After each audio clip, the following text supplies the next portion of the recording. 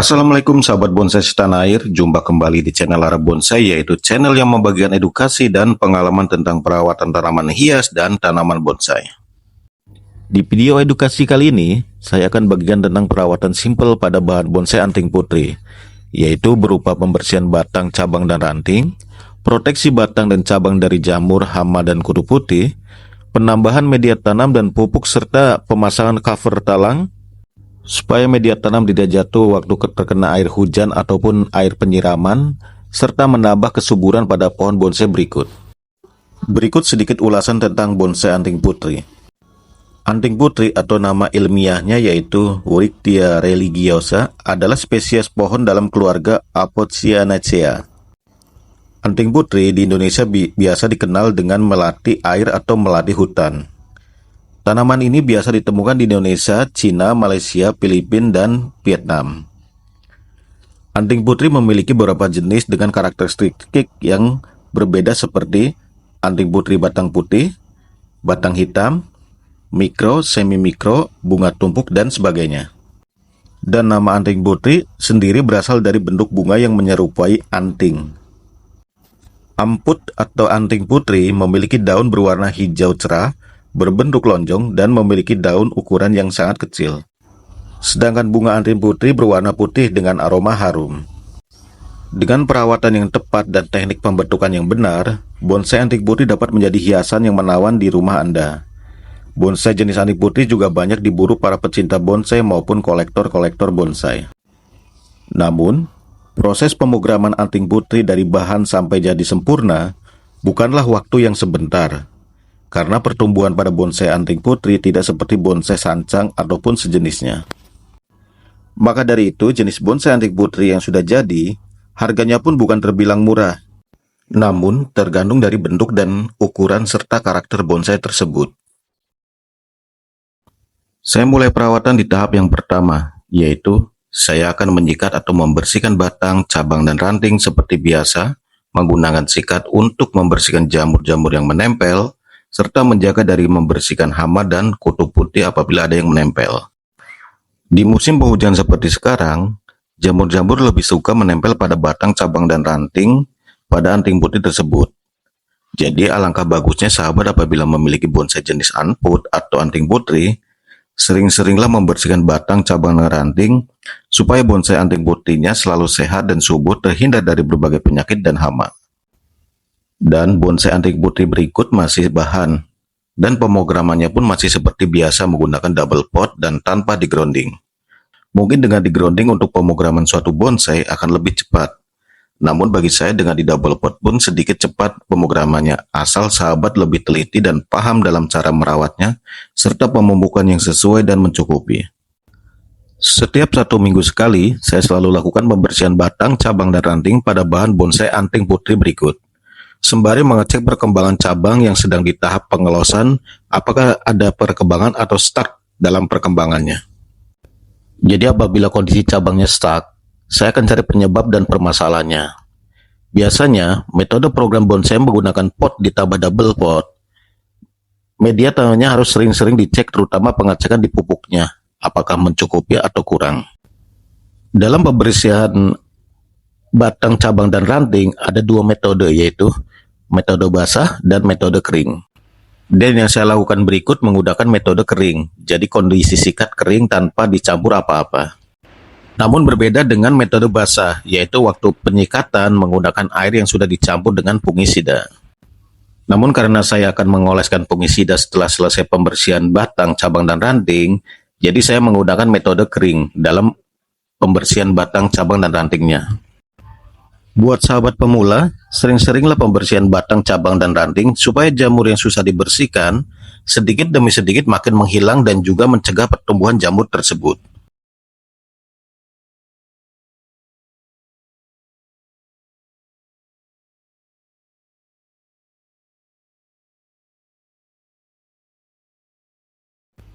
Setelah pembersihan atau penyikatan pada batang, cabang, dan ranting selesai, saya lanjut pengolesan atau proteksi pada batang, cabang, dan ranting menggunakan fungisida dengan cara dioles secara merata pada bagian batang dan cabang dan ranting supaya jamur tidak menempel lagi serta terbebas dari hama dan kutu putih. Tujuan pengolesan fungisida selain berguna untuk menjaga dari jamur, hama, dan kutu putih, tetapi berguna juga untuk memutihkan batang dan cabang dan ranting supaya bahan bonsai anting putih tersebut karakternya terlihat kesan tua dan bersih. Dan untuk pengolesan fungisida bisa sahabat lakukan setiap 4 atau 1 minggu sekali supaya pertumbuhan jamur tidak cepat dan terproteksi oleh fungisida yang sudah dioleskan. Jadi untuk fungisida karena sifatnya proteksi, semakin sering dioleskan pun sangat aman bagi bahan bonsai tersebut. Saya selalu mengoleskan secara merata di bagian batang, cabang, dan ranting, terkecuali di bagian daun. Namun untuk proteksi pada daun menggunakan fungisida, biasanya saya menggunakan metode semprot air yang sudah dicampur dengan fungisida. Dan itu pun saya jarang lakukan karena kendala selama ini yang merusak daun-daun bonsai yang saya miliki yaitu air hujan yang telat saya bilas atau siram ulang menggunakan air biasa atau air sumur. Di video edukasi yang lainnya sudah saya sering jelaskan bagaimana dampak air hujan pada tanaman hias dan tanaman bonsai. Pada bahan bonsai anting putih berikut, sampai saat ini cuma terdampak jamur saja. Dan untuk hama serta kutu putih, sampai sekarang bahan bonsai anting putih berikut belum pernah terdampak karena saya juga menaruhnya di tempat yang full sinar matahari. Dan hampir rata-rata bonsai yang saya taruh di tempat yang full terkena sinar matahari, kondisi dan keadaannya pun sangat subur dan sehat sampai sekarang tanpa ada kendala. Jadi, selain melakukan proteksi fungisida pada batang, cabang, dan ranting, sinar matahari pun sangat membantu selain membantu fotosintesis, tetapi juga membantu pencegahan tumbuhnya jamur, serta mencegah hama dan kutu putih menempel. Di tahap selanjutnya atau tahap yang kedua, saya akan melakukan pemasangan cover atau talang sebelum saya menambahkan media tanam yang baru. Supaya media tanam yang akan saya tambahkan tidak terjatuh atau keluar dari pot karena tinggi media tanamnya akan melebihi tinggi pot tersebut. Sedangkan tujuan penambahan media tanam kali ini yaitu supaya bonsai tersebut semakin subur dan juga untuk mengejar pertumbuhan pada bahan bonsai anting putih tersebut. Dan sembari penambahan media tanam yang baru, saya juga akan melakukan penambahan pupuk pada media tanam yang akan saya tambahkan. Untuk pemasangan cover atau talang pada media tanam, material yang saya gunakan yaitu karpet talang air. Selain harganya terjangkau, sahabat juga mudah mendapatkannya di toko-toko bangunan terdekat.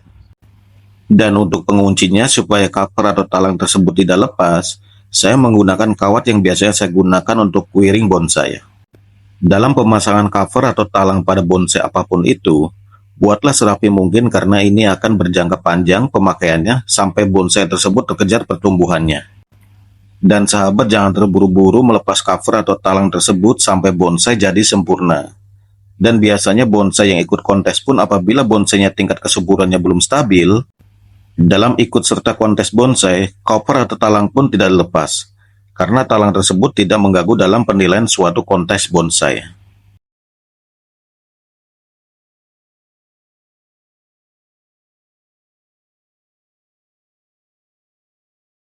Setelah selesai pemasangan cover atau talang, sebelum saya masukkan media tanam yang baru, saya tambahkan pupuk terlebih dahulu. Dan metodenya pun masih sama seperti biasa, yaitu setiap lapisan media tanam yang baru, saya selalu tambahkan pupuk terlebih dahulu sebelum media tanam yang baru ditambahkan. Dan jenis pupuk yang saya tambahkan masih sama seperti bonsai-bonsai lainnya yang saya miliki, yaitu pupuk jenis slow release supaya pemupukan kedepannya berjangka panjang, serta jumlah pupuk terlalu banyak pun sangat aman apabila terkena akar. Pupuk jenis slow release biasanya saya dapatkan lewat toko-toko online karena di daerah saya masih jarang penjualannya. Dan untuk media tanam yang saya tambahkan yaitu saya gunakan pasir malang seperti biasa supaya steril dan tidak menyimpan terlalu banyak kandungan air di musim penghujan seperti sekarang ini. Untuk media tanam tambahan pasir malang yang sahabat gunakan, apabila sahabat punya pasir sungai ataupun dekat dengan sungai, sahabat bisa mencampurnya itu lebih bagus. Untuk media tanam pasir malang, apabila sahabat punya pasir sungai ataupun dekat dengan sungai, sahabat bisa mencampurnya supaya lebih bagus. Namun, karena saya punya stok cuman pasir malang, jadi menggunakan pasir malang saja pun itu sudah bagus. Dan usahakan pasir malang sebelum digunakan untuk bonsai, alangkah bagusnya dicuci terlebih dahulu supaya debu-debu pada pasir malang tidak ikut masuk ke dalam pot dan media tanam yang ada di pot pun tetap bersih waktu penyiraman harian. Dan setelah media tanam yang ditambahkan cukup, jangan lupa ratakan ke setiap sisi-sisinya, jangan sampai ada ruang yang kosong. Setelah penambahan media tanam semuanya selesai, di bagian atas media tanam yang baru, saya tambahkan juga pupuknya supaya waktu penyiraman kandungan nutrisi dari pupuk tersebut bisa mengalir sampai akar inti. Berikut tampilan setelah selesai pemasangan cover atau talang, serta selesai penambahan media tanam dan pupuk yang baru. Sahabat yang masih pemula bisa mempraktekannya di bonsai sahabat yang miliki, dan metode berikut sangat bagus pertumbuhannya dan kesuburannya walaupun tanpa dilakukannya metode grounding.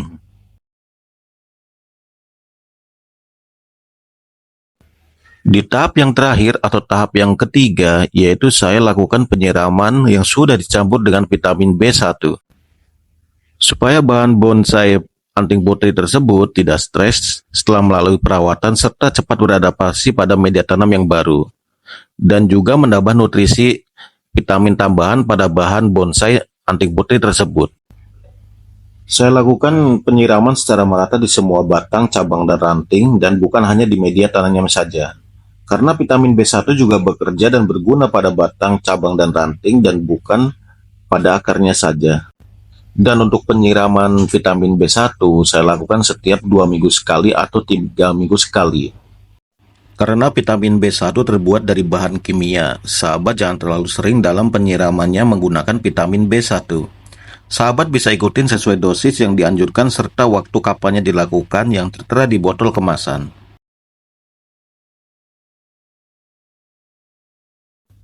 Berikut kondisi bahan bonsai anting putri setelah selesai perawatan dan pemasangan cover atau talang media tanam serta penambahan media tanam yang baru dan pupuk yang baru. Setelah selesai semua, jangan lupa bahan bonsai anting putri tersebut dijemur seperti biasa. Dan jenis anting putri juga sangat suka ditaruh di daerah panas atau terkena full sinar matahari. Dan bahan bonsai anting putri tersebut masih dalam pemrograman tahap pengelosan cabang. Jadi saya masih menggunakan double pot pada bahan bonsai anting putri tersebut. Setelah 2 atau 3 minggu, saya akan bagikan video perkembangan bahan bonsai anting putri tersebut supaya sahabat-sahabat bisa mengikuti perkembangannya. Dan semoga sahabat juga bisa mempraktekannya pada bonsai-bonsai yang sahabat miliki. Dan poin yang paling penting bagi sahabat semua dalam merawat suatu bonsai jenis apapun itu adalah kesabaran. Karena proses pemrograman suatu bonsai membutuhkan waktu yang tidak sebentar. Dan jenis bonsai apapun itu, prosesnya tidak ada yang instan. Jadi bagi sahabat-sahabat pemula di dunia bonsai, terus belajar tentang bonsai serta semangat terus dan pantang menyerah dalam pemrograman suatu bonsai jenis apapun itu. Walaupun dalam pemrogramannya terdapat kendala-kendala yang menghambat yang tidak diinginkan. Terima kasih sudah menonton video edukasi yang channel Arab Bonsai bagikan. Apabila dalam video edukasi kali ini ada salah kata dan kurang dalam penyampaian, Arab Bonsai memohon maaf sebesar-besarnya. Ambil sisi positifnya dan buang sisi negatifnya. Channel Arab Bonsai hanya berbagi edukasi berdasarkan pengalaman yang selama ini saya lakukan, dan tidak ada maksud untuk menggurui para sahabat semua. Dukung terus channel Arab Bonsai dan semoga video edukasi channel Arab Bonsai bermanfaat bagi sahabat semua. Dan seperti biasa channel Arab Bonsai masih membutuhkan dukungan dari sahabat semua. Jadi jangan lupa like dan subscribe channel Arab Bonsai supaya saya lebih semangat lagi dalam berbagi edukasi tentang dunia tanaman bonsai. Sampai berjumpa lagi di next video. Salam satu hobi. Wassalamualaikum. Sampai jumpa kembali.